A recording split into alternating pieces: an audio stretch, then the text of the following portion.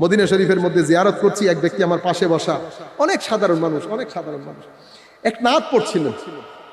পড়তে পড়তে ওনাকে আমি এত ডাকাডাকি করি, উনি আমার কথা শুনে না। আমি তখন বুঝতে পেরেছি উনি একটা হালতের মধ্যে চলে গেছে। নাতটা আমার খুব পছন্দের নাত ছিল, খুশবু এ দো আলম। আমি আমার পেজের মধ্যে ওই নাটটা পড়েছি, আপনারা যারা দেখেছেন। সে এই লাইনটা বারবার পড়ছে, তবে আস্তে আস্তে। खैरात मुझे अपनी मोहब्बत का अता कर, आया हूं तेरे दर पे, हैं बदामाने दरीदा। এই নাত পড়ছে, কান্নাকাটি করছে। আমি বুঝছি যে সে সেন্সলেস টাইপ হয়ে গেছে। সেই ব্যক্তি যখন কিছুক্ষণ পর স্বাভাবিক অবস্থা আসলো, আমি তাকে জিজ্ঞেস করলাম, অনেক বলার পরে উনি বলছেন আজকে সার্থক। কেন? আমি নাত পড়তে পড়তে আমি 1400 বছর আগে চলে গেছি।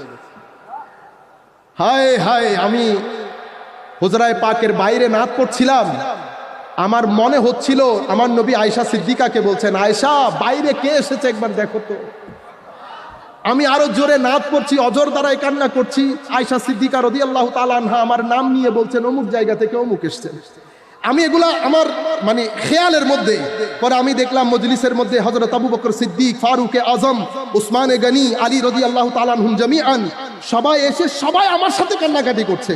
কিন্তু আমি এই লাইনটা বারবার পড়ছি, তো সবাই একজন আরেকজনকে জিজ্ঞেস করছে এই ব্যক্তি বলছে কি, কারণ আমি তো উর্দুতে পড়ছি। তো আমি ওই খেয়ালের মধ্যে দেখলাম সালমান ফার্সি এগিয়ে আসলেন। সালমান ফার্সি বলছেন আমি বলছি এই ব্যক্তি কি বলছে। আমি ওই নাত পড়ছি, সালমান ফার্সি অনুবাদ করছে, কান্নার রোল পড়ে গেছে, আমিও কান্না করছি, সাহাবায়ে কেরামও কান্না করছেন। ওদিকে হুজরায়ে আনোয়ার থেকে আমার নবী আয়েশা সিদ্দিকা সহ আমার দিকে তাকিয়ে আছেন। আমার ভাই সুবহানাল্লাহ।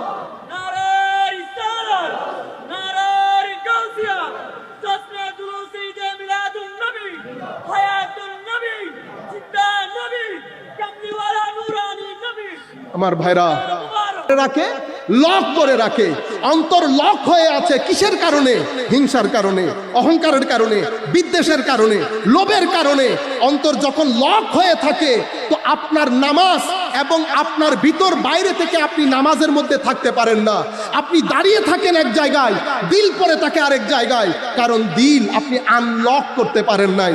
আমার আল্লাহ কিছুদিন আগে ওই আয়াত পড়ার সময় অনেক কিছু মনে ধরেছে, সব কথা সাধারণ মজলিসে বলা যায় না। আল্লাহ রাব্বুল আলামিন বলেছেন ওয়ালাযী ইউকরিদুল্লাহ কারদান হাসানা ফায়ুদাইফাহু লাহু আদআফান কাসীরা। শেষে বলছেন ওয়াল্লাহু ইয়াকবিদু ওয়া ইয়াবসুতু ওয়া ইলাইহি তুরজাউন। সুফিয়ায়ে কেরাম একটা চ্যাপ্টারে সুফিয়ায়ে কেরামের কিতাবে আলোচনা করেন কবদ এবং বাসত, অন্তর খুলে আটলান্টিক মহাসাগর হয়ে যাওয়া